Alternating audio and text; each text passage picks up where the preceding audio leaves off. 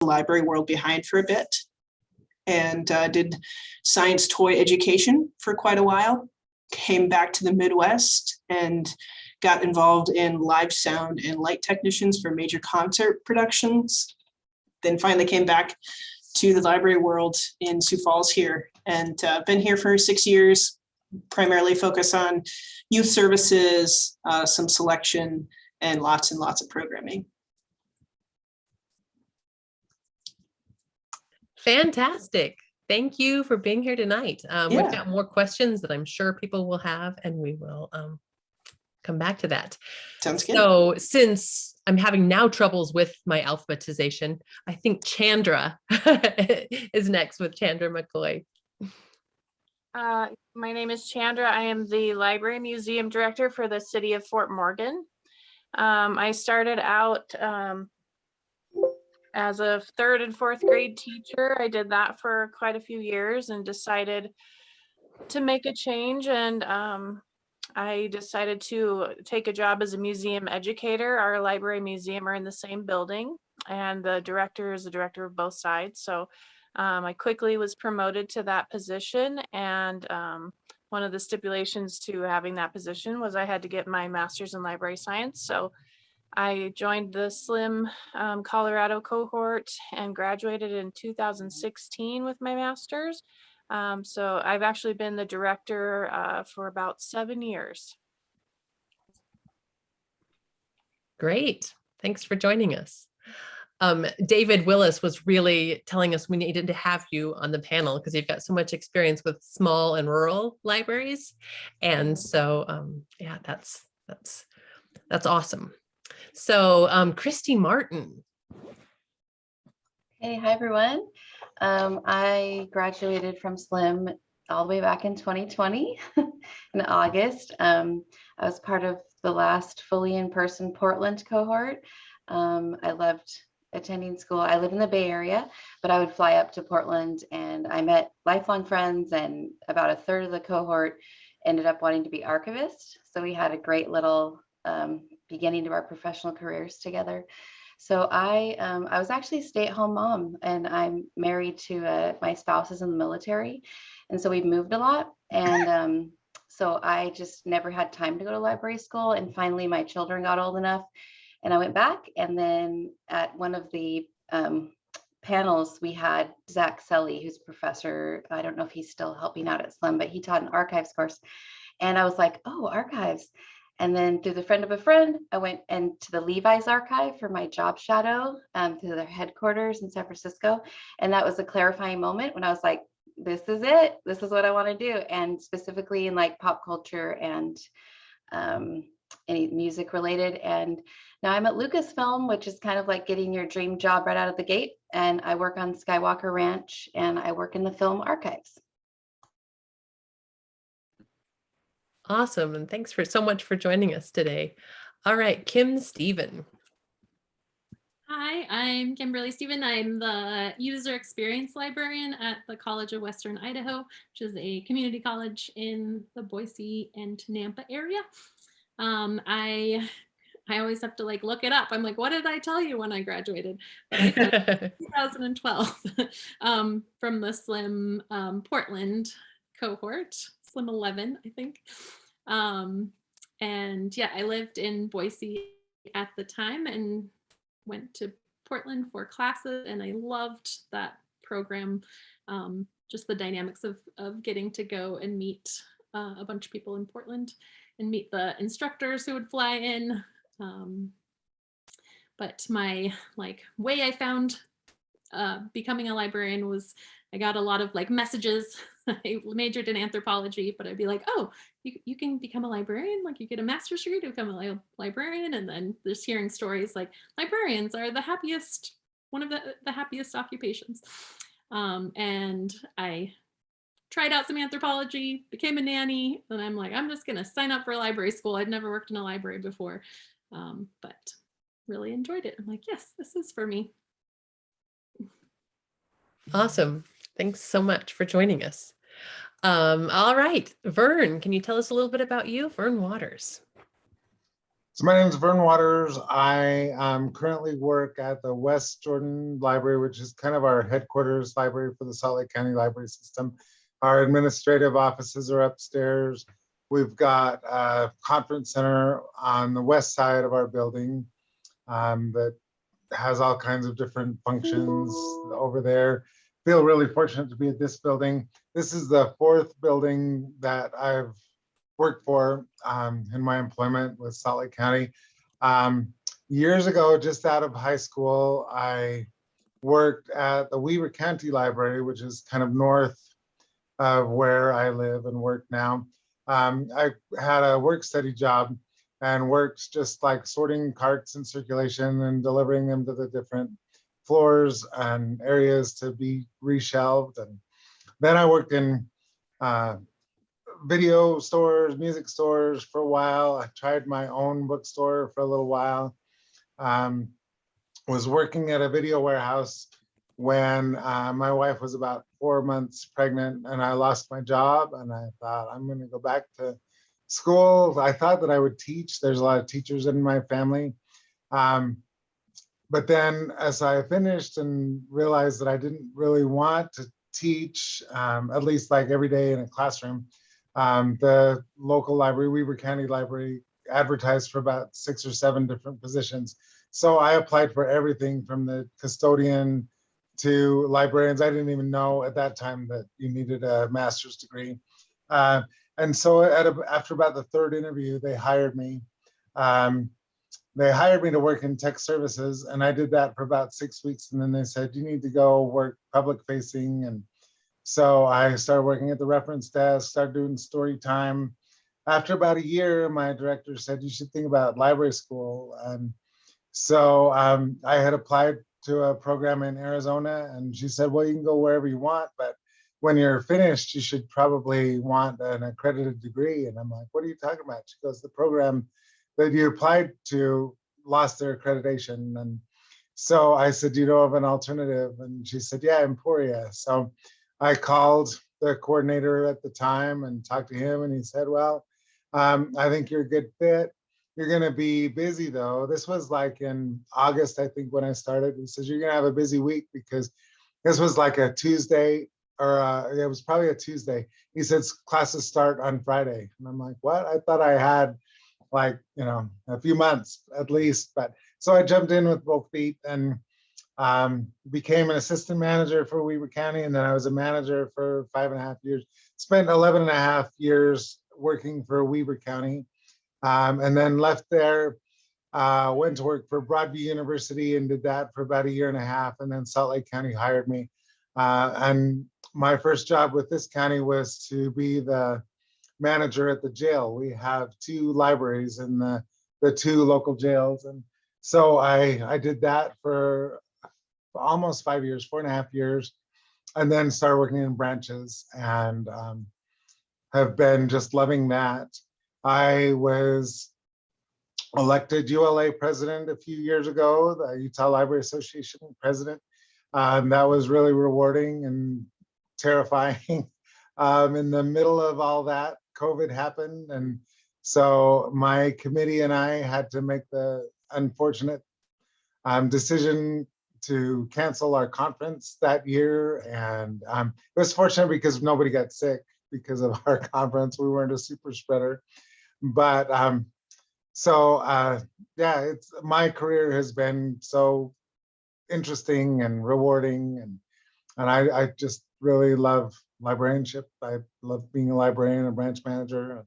I get to play guitar for programs, and it's pretty great. All right, so I solicited questions from students prior to today, and I received 5 of the same question. So I'm going to ask all of our panelists to weigh in on this. And it's basically, what advice do you have for students beginning their job search and or transitioning from another career? So we'll start with Vern, since you were just talking. Okay. So we'll do reverse alphabetical order this time. Sounds great. If you can get a foot in at a library that you're interested in, that's great. If you can get hired, that's wonderful. Our library system will pay for half of your degree, which is a great sort of comp, wonderful way to go through library school. If you need to like get your foot in by volunteering, getting your name in, our library system hires a lot of substitutes, so you can get in and work as a shelver, you can work as a circulation person. We also have library assistants, which are almost librarians. They do a lot of work that supporting the librarians in our system. So we have a lot of different varieties of ways to get going. But it's good because you want to see if it's something that really seems to be a good fit. I feel like I trained my whole life to work in libraries. And so I'm fortunate that I get to be in this office with some guitars and different things. So yeah, if you can find a way in, that helps a lot.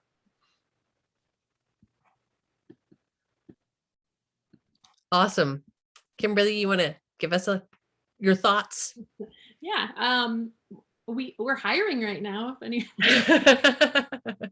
I think our job title is research consultants, but we have broadened our description to include expertise in other fields where we used to require library experience for that job. But yeah, my experience getting the job that I have now was when I was at Emporia State. I hadn't worked in a library at all, so I was like, okay, I'm gonna go meet people. I joined ILA, the Idaho Library Association, and went to one of the conferences and was just introducing myself to everyone. And at the conference, somebody was like, hey, we are going to add a student representative to the ILA board. Would you like to do that? So that was my introduction to ILA. And through the board, I met my now boss, who was like, I just got hired at this community college library and we're starting from scratch and we need like anyone to come help. Like, do you want a part-time temporary job? And I was like, yeah, that would be great while I'm in school. So started as a temp and then just moved up from there. So yeah, I think just like networking is always great. And I have been on many hiring committees. So it is, it's hard to know if someone is going to be a good fit for the job if they haven't worked in a library at all. So any sort of library experience is great. And then you start speaking the lingo, so you sound like you know what you're talking about, even if you don't, like fake it till you make it. And then my other tip, I think, for our field of librarians are definitely not like professional communicators. So the standards are not like, I think when I would think who else is applying for this job, I would think like they're going to be so amazing at interviews. And from experience, most people are not super comfortable with the interview process. So just not being too worried about like who else is applying for this job, and just, you know, practice and do your best. But yeah. Awesome. Thanks. Kristy? Hi, sure. Well, I just went through all this, so I'm a perfect person to ask. One really good tip I got at one of the SLIM panels when I was a student was make a spreadsheet of everything you've ever applied for, including internships. Even if I just sent emails, I put it in the spreadsheet. My spreadsheet has like 50 items in it, and I just landed my first full-time job, and I mean that I would consider, you know, what I've been aiming for. So I would say make contacts with professionals in your field. This has helped me exponentially like advance my career a lot faster. The Levi's job shadow I did, I ended up becoming friends with the archivist, and she's one of my mentors now. She helped me with my cover letter for Lucasfilm. So, because she already was very familiar with business archives, corporate archives. So she knew the right words to say and how things I hadn't thought about, like some of these companies, and I'm not sure if this is the same in the library side of things, but they'll literally won't even look at your resume. They put it through a bot. And if it doesn't have certain words, your resume won't make it to the hiring manager. So these are things that were really helpful. And then also another thing is do as many internships as you can. I'm very against working for free, but unfortunately, it's a really big part of our field on libraries and archives. But that again helped me. I did an internship at NARA. I sent a cold email. I was like, hey, can I intern? And the director was like, sure. So National Archives, sorry, NARA. And then she's a certified archivist. So I ended up going down that road, and I took the certified archivist test. So I graduated and became a certified archivist all at the same time. And this wouldn't have happened without the encouragement of those professionals in my field. Perfect. Thank you. All right, Chandra. I would just say most of what everyone else has already said. But one thing I would say is that it would benefit you to check out your state libraries websites, because they usually have a job line on there, and familiarizing yourself with library lingo, like one of the panelists said. ALA's website is a great place to start. Also, there are a lot of library listservs you can join, and that's huge. That's been a huge help for me as I've, once I had a job in the field. But I think don't be afraid to ask all the questions you have, and go to your local librarians there. And volunteering is really important, even picking up part-time jobs in libraries. But I think I would just kind of say what most people have already said. Thank you. All right, Amanda. Yeah, so my experience has been a bit different, I think, than maybe what's been mentioned, but I would say to be very, very flexible, especially if you're coming into it new, as everybody else mentioned. I do think it's important to get whatever experience you can so that you do understand library services in general, because the field is so much more expansive, I think, than we realize. There's so many things that you can specialize in. And so I think if you could get your foot in the door at some places, maybe even things that you didn't think you'd like, so to get an idea of, what the work is, that's important. But I also really, the systems that I've worked for and a lot of other ones that I know of, they, yes, mention in their application that they want library experience, but they are looking, in the hiring managers that I know are looking for character rather than specific skill set. And I hear that over and over again, is they're looking for, somebody who on the public library side, real willingness to serve your community, especially with the underserved in mind, and looking for that sort of compassion in your character and kindness and empathy about meeting people where they are.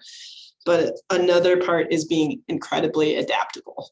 I think that's something that I hear over and over, and especially as we're looking for people in the library system now. We want people who can flex with all the changes. I mean, obviously this past couple of years have been maybe even the biggest test for a lot of us. So I would say that. And I would also say, if you're at the interview process and you can visit that library before you have the interview, do that.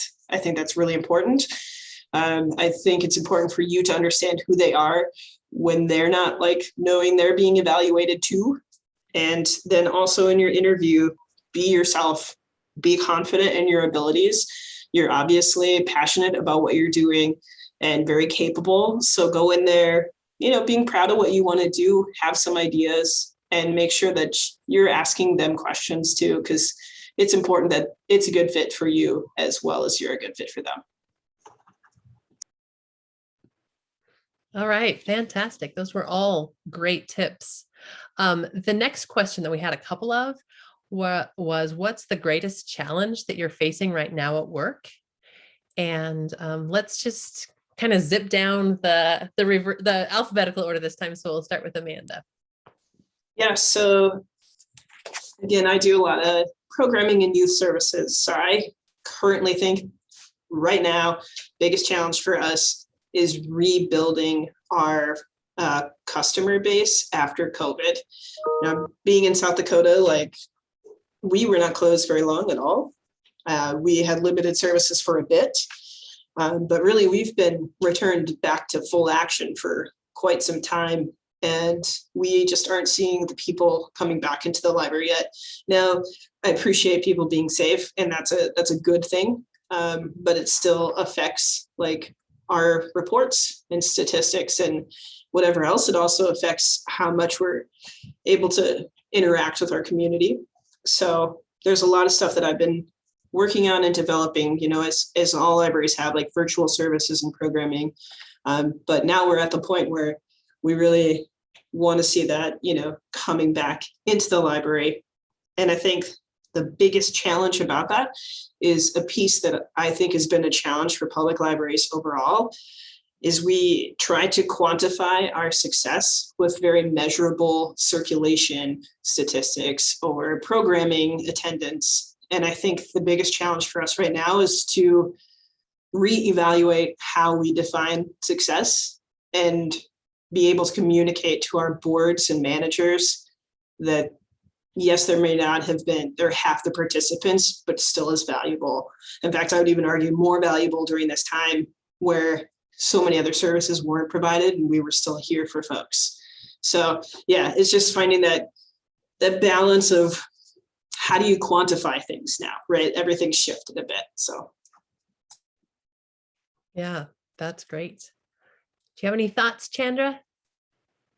Yeah, I would say that the biggest challenge I face, and this is coming from a leadership position at the library, is we have for a rural library, it's surprising that we have a rather large homeless population and a population of folks who have trouble with substance abuse, and those both go hand in hand most of the time, for us anyway. And it's hard for us to provide the services that we think they might need, because they don't really want to be approached and talked to. And sometimes it's, you know, you have to try to balance, you know, the services you provide patrons on a regular basis. We have patrons who don't like seeing that element in the library, but we're there to serve everybody. And so that can be a little contentious sometimes. And along with that, sometimes we have struggles with patron behavior issues. That's very difficult on a small rural staff. And we have a very supportive police department, which helps. But that's not where you always want to turn with that. You want, you know, as librarians, we just want to be there to help people and to provide services. So I would say that that's definitely something we struggle with. And then the other thing I think for me is that there's never enough time in the day to get all the things done that I would like to get done. Never enough time in the week, the month. I would say that we're happy with how things are post-COVID. We also were not closed too terribly long. We were closed from March of 2020 till the beginning of June of 2020. So it was a while, but not as long as some libraries, especially out on the Front Range or the bigger cities. But we struggle a little bit with, our numbers are not what they used to be. And so how do you justify the cost of materials when you don't have as many checkout, you know, statistics? And then with programming, we don't have the numbers we used to, but they're starting to increase. And sometimes that gets a little scary now because we're not used to having those numbers like we did before. And so, yeah, it's just hard to get back into the swing of things, and also hoping that people are safe. So. Thank you. All right, Kristy. Okay, well, from the archives perspective, I would say it's the demonstrating the importance of archives, and that a lot of places seem to think it's a temp job type situation, or they don't need to pay very well. I know I'm one of the lucky ones. I have a job. I'm a working archivist, and it seems rare, more and more rare. There's so many people that just can't find work, especially with the pandemic. So hopefully with things opening back up, but it would be great if we could get paid for our worth as professionals and end unpaid internships. I'm really for that. Yeah. All right, Kimberly. Yeah, you're on it. Yeah, our biggest struggle right now is with staffing. Just we've had a lot of changes through the pandemic with we hire about 15 part-time like most of them are student workers or people that have been students. And so, yeah, a lot of change. And then just we've had some librarians who have not come back in person yet. So just filling that need. We just opened back up for this at the beginning of this semester. So it's been a struggle, but we're finally feeling like it's getting a little better. So staffing, and then yeah, just I think we lost some of our services transitioned very well during the pandemic, because we already were doing almost everything online. So we just kind of beefed that up, and that felt really good, but we lost our culture of like in-person services. So the community college that I work at is very dispersed around the area, and we didn't have great retention of students through the pandemic, and our numbers didn't really go down. So we just have a lot of new students who don't know where the library is and don't know what we do. So just trying to rebuild that culture of like, we want regulars again, and we want people coming to hang out at the library, and just figuring out how to do outreach to our students. Thank you. All right, Vern. So very similar for us. The biggest challenge that I have with my staff is they're all great programmers. They really want to be doing programs with kids. So we switched to doing a lot of take and makes. Yesterday we had a sugar skull kit that we put together so that people can celebrate Dia de los Muertos. Coming up, our county has determined that for anyone 12 and under, we can't do programs inside the library. We can do things outside of our library. And at my building, we have an amphitheater. So we've done some things like puppet shows and different things out there. The program that we'll do tomorrow is like that. But so the virtual programs have been great, and we get really good numbers, but it's not quite the same as seeing the kids face to face. So, and now temperatures are getting really cold. We're worried about tomorrow. We'll see what happens. And the thing that we're doing on Saturday, it's going to be in the afternoon, starts at 2 o'clock. Hopefully it'll be warmer then. But yeah, we're also, our staff is all required to wear masks again. And for a while, we were requiring anyone that walked into the library to wear a mask. And so for months, I felt like I was the mask police, or I had to kick people out for not wearing a mask. And I'd get into these arguments, that were kind of circular about people. And I got called all kinds of names. And I'm like, just trying to do my job. And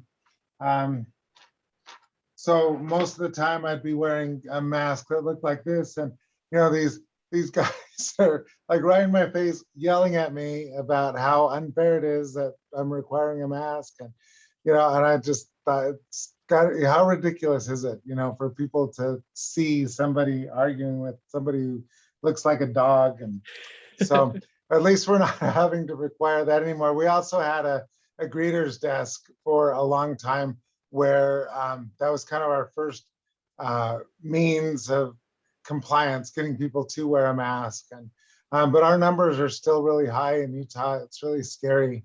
We don't want to be, a place that, people are catching COVID. So yeah, that's been the biggest challenge. And we hope that it ends soon, but we think that we probably won't be able to be doing a lot of programs for kids because our county officials won't allow it. So kind of interesting. Well, I appreciate your honesty in all those struggles. This next question is kind of the flip side of that. And it is, what's your greatest career accomplishment? So something that you're really proud of having participated in or done. And we'll just go the other way again. So Vern, it's back to you. So for me, the greatest accomplishment was being elected ULA president. The hardest 3 years I've ever spent. I compare it to, I've often said that it was the hardest job that I've ever loved, compared to raising my kids, you know. I'm really glad that my 3 years are done and I can kind of take a back seat and kind of work on some things kind of behind the scenes. But just my whole career, you know, I've been very supported by this library system in particular, in whatever kinds of things that I've done. The thing that we're doing on Saturday, for the last 4 years, we've had this program, for lack of a better word, that we called Rock and Story Time. It started the year that the summer reading theme was about rock, and we kind of applied it to music. And so last year we couldn't do it because of COVID, and so we created a video where one of our librarians imagined their story, and we brought in all these different people to help and things like that. So the thing that we're doing on Saturday, a branch, is 65 years old, and it'll be closing this spring and be moving into a brand new multi-purpose, beautiful, amazing library. So we're retiring the Smith branch and welcoming people to the Granite branch. And so those kind of things have been so rewarding for me. Another thing that has been great for me, a couple of years ago, I started a program with a couple of library staff members and a librarian where we would go into assisted living centers and specifically memory care units and do a program with their patients there, where we'd take library services. It was like a story time that you would do for kids, but it was with, you know, 80 and 90, 100-year-old patients. And that was very rewarding. The Utah Library Association gave us the Outreach and Programming Award the year before this. And so that was really rewarding. So I've just been blessed with amazing, fun things to be able to do in my career. All right, thanks. Kimberly, take it away.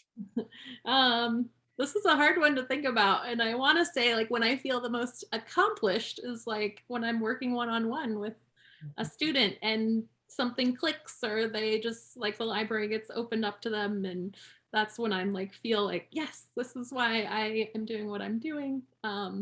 But bigger picture, I had to like ask my coworkers, like, what are my accomplishments? And so they reminded me of some things. But I was part of building a library pretty much from nothing. So the community college that I work at opened in 2008, and the building that we took over was like an extension of Boise State University. So they did have a little library there. And so they were running the college using Boise State's like library. And then when I started, it was pretty much like we had a few shelves of books, and then I started, and then they took all the books back, and then we had nothing. And we were in just a classroom. So that was while I was in library school. So as I took classes for my MLS, like collection development, I got to go buy a ton of books for the library, yeah, taking classes to learn about instruction, and then I get to go teach classes as I'm learning about that. So that has been really special. So from 2012, I think 2011 on, like, it's just been still building our library, but now it's a little more coasting. And we did win the ACRL, like, Excellence in Academic Libraries Award recently. So while we feel like we're doing a great job, it's hard to know in the grand scheme of things, but we're like, yes, we did a good job. Awesome. All right, Kristy. Well, I mean, you guys are amazing. I'm just going to say all the things you've already done. For being recognized, I guess, I was asked to join the Society of American Archivists Foundation Board this year as their early career member. And that's a huge honor because a lot of the people on the board are people that wrote the foundational literature for archives. Modern archives is not that old. So I'm on a panel with someone who wrote, you know, more anyway, an MPLP article, sorry. Anyway, very popular article in archives, controversial. he's on the panel with me. It's this amazing opportunity for me to learn from all these mentors. But like they were both saying before me, what brings me a lot of joy is something that Dr. Ma encouraged when I was a student, and that is be intentional with your work, be intentional with your choices and what you spend your time on. And is it going to like create positive change in the world or bring joy? And so even though I'm at Lucasfilm, I get to preserve and help have continued access to like the Star Wars movies, Indiana Jones. Think about how much joy and happiness that still brings people like all the time. And so it's like a great honor to be able to do that and contribute to that. Awesome. All right, Chandra. Most recent one I'm proud of is that I was elected to be the Eastern representative on the Colorado Association's library board. So I'm on my second and final year of that. In 2016 and 17, I won Manager of the Year both years in a row for the city that I work for. So that was exciting. And then the thing that I think I'm the most proud of started out as a very negative thing. And that was we have the way our library is set up is our main library is on the main level, and then our children's library, it's large library, but it's downstairs. It's in the basement. And we had a really terrible flood in 2007. It was so bad that we ended up having to have an asbestos abatement. Walls were cut out. New flooring was put in. It was closed for 6 months. It was terrible.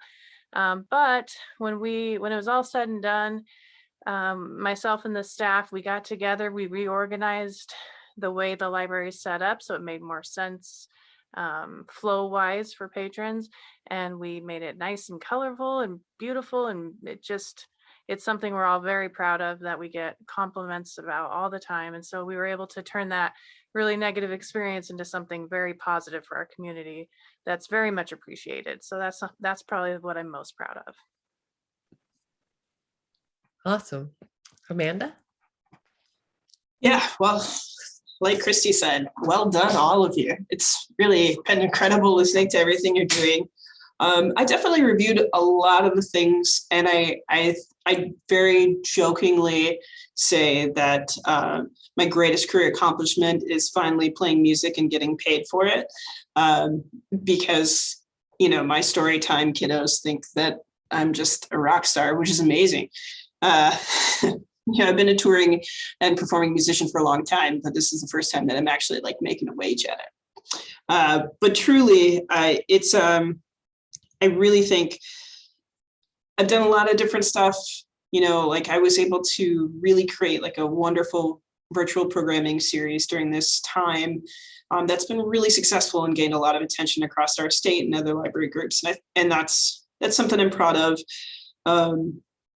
Being involved with SDLA and being on the boards, those are all good. And I like that as well. But I would say my greatest accomplishment is really, I think, getting to a point in my career where I feel like I know my worth and I can really identify areas that I can excel with, like that I can serve my community best, but at the same time feel fulfilled myself. So I think really like kind of what Kristy was saying and the Dr.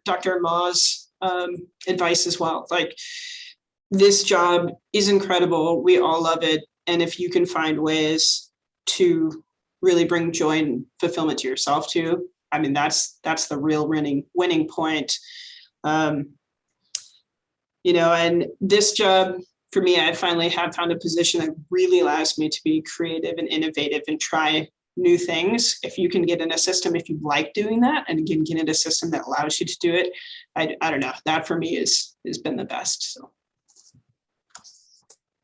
Awesome. Well, another question that we have is, what role do you have in increasing the diversity of the librarian profession?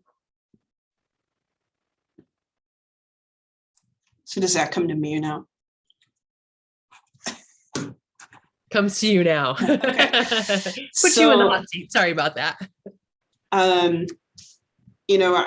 There are a couple ways to look at this. Like the question I was thinking, like, first off is just as a member of the LGBT community myself, like my first position is just kind of simply represent myself as I am and be a minority in the field. And I have the privilege and the safety of working for an organization that allows me to be open about that. And so it's nice to be able to be present to that. I do not do like hiring, so there's not a lot of influence that I have personally, but I am the children's nonfiction selector, as well as the kids' music and adult music selector for the system. So, you know, that is a constant focus of whether it's not just the library profession, it's the library establishment itself, providing a overall diverse selection of materials. And our children's nonfiction, it's rough. You know, there's been a lot of times where I think, especially with kids materials, you think, oh, the use, they wear it out itself, you know, and then we've been doing massive diversity audits, and that's been a really, really key thing that we've taken on over the past year. Awesome. Thank you. All right, Chandra.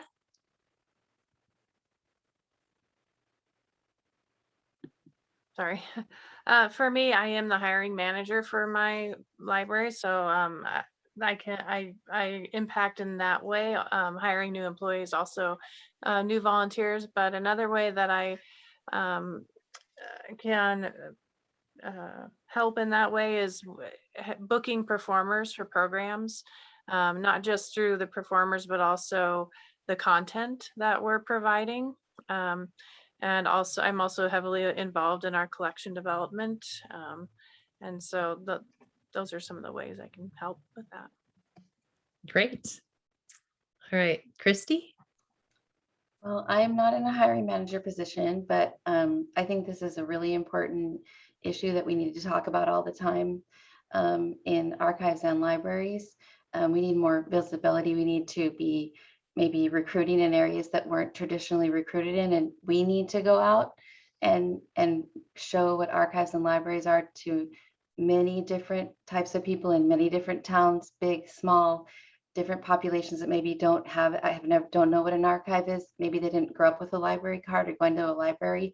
And if we do that, we're going to have more interest and have more people want to go to school and all that. And then personally, it's just always working towards understanding others and leaving room that I need to be open to people that are different than myself, and that I need to be adaptable and always be looking to have other perspectives than mine in the room. So, yeah. Great. All right, Kimberly, thoughts?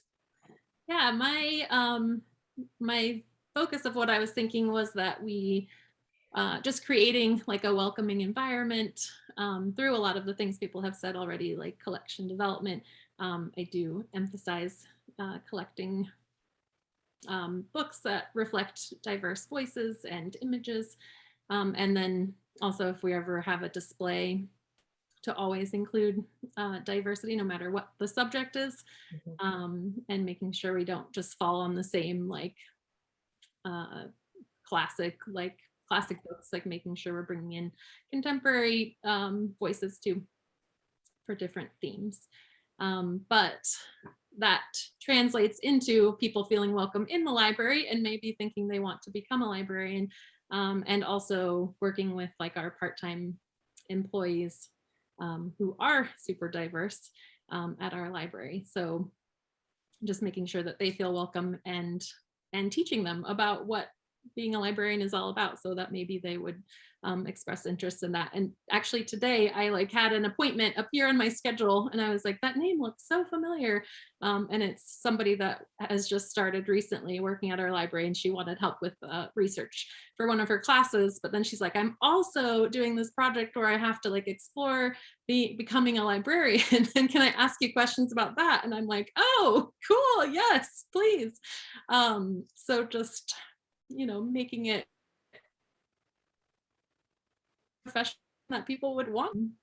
And then just in general, I have served on a lot of hiring committees, so I have transitioned from, we used to talk about fit a lot, which is problematic. So before any hiring processes, just really checking our biases and making sure that we're coming in as unbiased as possible. And just overall, like integrating, some people say DEI, or I've heard Jedi, if you add justice to it. So integrating justice into all of our processes, like written processes and meetings, and bringing that voice to anything that we do. All right, Vern. Pretty similar for me. When I get a chance to be on an interview panel, you know, we're always looking for diversity and ways to include a variety of people. I have a trans person on my staff, and she's great. And same thing with displays. I'm kind of over our librarians with the selections that they make. We have a central selection group here at the library too, and that's something that they do really well. We have a local person on the school board who decided that during Pride Month that she would go to all of our libraries and take pictures of our displays and try to make these inflammatory things on the internet. And our response was to just not respond. And she had a hard time getting any kind of traction here, you know, with her local group of followers. They were all inflamed, and some of them decided that what they would do is just come check out all those books so nobody else could get them. And so our circulations on those materials looked really good. It was kind of wonderful. And someone else suggested they were going to check the books and then never return them, and that they were willing to pay those replacement costs, which is great because then we just replaced all of those materials that were checked out. And so we have a really supportive library system, you know, our leadership, and then our library board and our county counselors are really wonderful that way too. Great. Well, I want to give an opportunity for the students who've come this evening and joined us to ask any questions they might have. We've got a pretty intimate group, so you're welcome to turn on your camera and speak your question or type it in the chat, and then I will read it out. Can I add a resource really quick for that question? Yeah, I'll please. share. But Yeah. I did an online conference that was from Denver Public Library called Advancing Racial Equity. And the videos are all on their YouTube, so I can share that. But it was really, really good. Probably the best online conference that I've been to. And yeah, I highly recommend. Awesome. And one of the questions is, what's the most important skill that you learned in school that you use? And what's the most important skill you learned on the job that you can't learn in school? So feel free to anyone take that. Yeah. Yeah. I would say that one of the most important things, and I'm a public librarian, is that before I went to school, I didn't realize the importance of balancing a collection to meet the needs of your specific community. And that has been tremendously helpful, especially when you have a cataloger who's been there for 32 years and then just decides she's going to retire. And you're like, oh my God, I don't know what to do now. So I was able to kind of go back and look at some of what I learned at Emporia as it relates to collection development and balancing the collection. And that is huge. It's something I'm so glad I was able to learn about. And on the job, I think managing people, if you're going to go into leadership, is something that is hard, but also can be really rewarding. But it's not something I think you can learn in school necessarily. Yeah.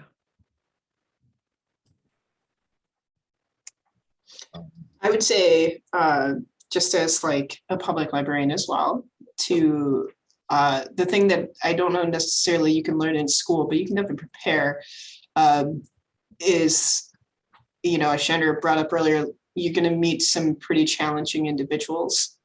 And I think just constantly trying to develop that emotional intelligence and empathetic approach to basically what is always a reference interview is really important. But I think putting yourself in that situation until you're in it, you're not really going to know. But yeah, that experience and kind of learning and reflecting on that is really important. Did I see you start to ask a question, Max? Oh, thanks. Yeah, I just wanted to thank everybody for being here tonight and sharing all of this great wisdom with us. And I also wanted to ask a question. If you are offered a job within a library or an archive, sort of more from the hiring point of view, are those jobs ever negotiable in terms of salary? I know you hear that a lot in other careers, and I've never really heard librarians talk about that it's really easy to just accept whatever you're offered. And I didn't know if that was something that was done in this field. Thanks. I can go first. I just did this. I totally negotiated my salary up because I did a Disney professional internship. That's how I first got in the door with Lucasfilm. And when they wanted to bring me back, and that was paid, thank goodness. Lots of great perks. I encourage anyone who wants to go for it. I don't think they do librarian, but you know, like Amanda was mentioning earlier, just go for things because you'd be amazed at how much well, that relates to this position. You'd be great. Anyhow, yes, negotiate. It worked. I'm getting paid more because I negotiated. All right. And Addie, do you have your hand up? Hi, everyone. I'm Addie Mathis. I'm in the Portland cohort. I'm coming from a different profession. I work in healthcare now, and I sort of wanted to echo Max's question from the perspective of public librarianship, because this is timely in that I just got offered a position as a circulation supervisor.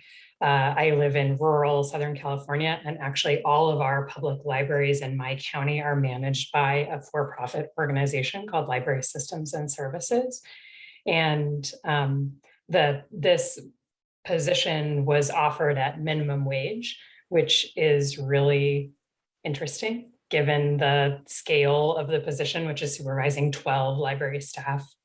And, you know, I have a decade of people management experience in healthcare. So it's been interesting to sort of navigate that process. I'm eager to get started on this path toward librarianship, and I don't want to get locked into a difficult situation from a salary perspective. And I wonder that same thing, particularly for non-corporate roles. I can answer that a little bit. I think it really depends on your governing board. If you're a city library, your governing board is going to be city council. And then if you're a library system that is run by library boards, they're going to have, I think, a little bit more flexibility in offering people money than a city library.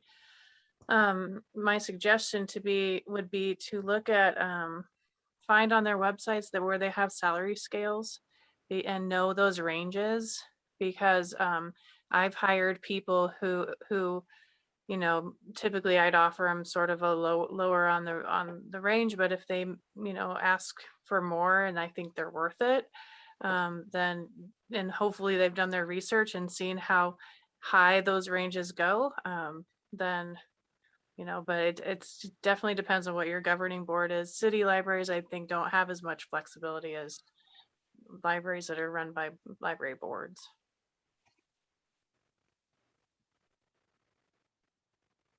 We're lucky here in Salt Lake County. Our HR department has a department that looks at salary equity kinds of things, and they kind of supersede us as far as what we can offer people based on their experience and things like that. And we have had some situations where we can go back and forth and negotiate. When I was hired, the associate director that hired me negotiated on my behalf to get a little bit higher salary, which was really nice. I didn't ask for that, but she said that she believed in me and thought that I was worth it. And so she fought for me. And now our county does that. I don't know if that's really the norm, but in some of the hiring proceedings that I've been involved with, so we've had some people that have asked for more and gotten more, and we've had some that have asked for more, and the county has not gone along with that because of their experience, or they look at years, the kind of experience that they've had. And then the other nice thing that our county does is if somebody gets hired at a higher rate, they'll look at those comparable positions, and then others of us may also get an increase because of that. So that's really nice. And I don't know if that happens a lot, but we're kind of blessed that way. All right, so Jeannie had her hand up, so I think we'll take that one last question and probably then we'll call it a night. So I just kind of want to talk a little bit more about negotiating for raises and things. I'm working at a community college. When I was hired on a couple of years ago, or about a year and a half ago, just before COVID, my manager did kind of go to bat for me to get a little bit more, because I have lots of experience in different categories of different places in the library. Getting my degree, and I've been looking at other libraries and what they're offering and things. How would you suggest I go about trying to get a raise from where I am already?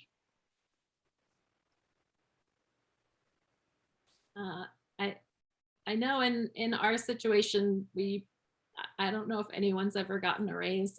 We have like price of or like we get annual increases, but it would be more, you'd have to move into a different position. So I think it depends on the organization. But yeah, sometimes there are some creative things you can do as far as moving into positions that just happen to pay more. yeah. And it was Addie, right? Is that Adrian? Yeah, Addie. I would say too, Chandra had mentioned you can look up like the salary steps and stuff, like it. And you said it's not a city organization. That's the complexity with this one, is that information is not available because the private company. Yeah, I was going to say that would be very interesting, right? For us, like you can look up, if you Google me right now, you'll find out exactly what I make. Right, public employees, typically that would be the case, right? Yeah, and so the same thing for you, Jeannie, like there's no negotiating for us at all because it's all union contract stuff. But I do think that, Addie, it's, in my opinion, very much worth your time to look for more from that position. That's I think there might be flexibility there. Thanks. I think it also depends on, who your manager is too, if they're willing to go up to bat for you.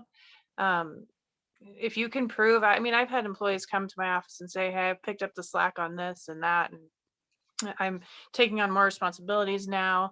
I feel like it's time for me to have a raise. And then if I agreed, then I might go to my HR department and say, look, this person has really up their game and is taking on more, and I really would like to offer them. And if the manager has that in their budget, if they have that money there, then, and they think that, or they agree with you, then I think most of the time they can. But some organizations, it's raises are only given when those annual raise times come. So it really depends on your manager and your organization, I think.